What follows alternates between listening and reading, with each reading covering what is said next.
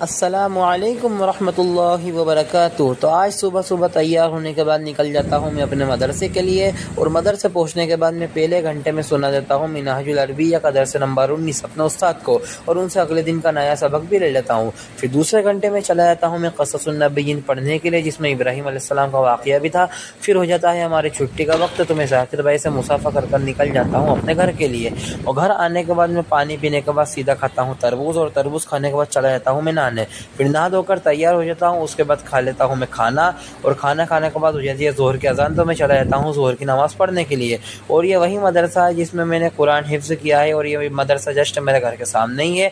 फिर मुझे लग रहा था कि मेरी गाड़ी में पेट्रोल कम है, तो मैं चला जाता हूँ पेट्रोल पंप पर पेट्रोल भरवाने के लिए। उसके बाद मैं चला जाता हूँ किराने की दुकान पर सामान लेने के लिए, और वहाँ से सामान लेकर निकल जाता हूँ अपने मदरसे के लिए।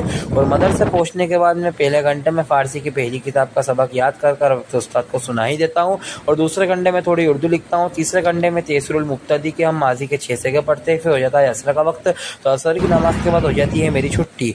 और छुट्टी होने के बाद सीधा जाता हूँ मैं कब्रिस्तान अपनी दादी की कब्र पर, और कब्रिस्तान से निकलता हूँ सीधा अपने घर के लिए। और घर आने के बाद सबसे पहले पीता हूँ मैं चाय, क्योंकि अगर मैं चाय ना पीऊँ तो मेरा दिल ही नहीं लगे। और फिर चला जाता हूँ इरशाद भाई के साथ मगरिब की नमाज़ पढ़ने के लिए। और जामा मस्जिद से मगरिब की नमाज़ पढ़कर जब मैं आया घर, तो मुझे पापा ने दुकान में ही बिठा लिया था, क्योंकि हमें कहीं खाना खाने जाना था। फिर हम चले जाते हैं खाना खाने, और खाना खाते खाते ही ईशा की अज़ान हो जाती है, तो मैं सीधा आ जाता हूँ जामा मस्जिद ईशा की नमाज़ पढ़ने के लिए।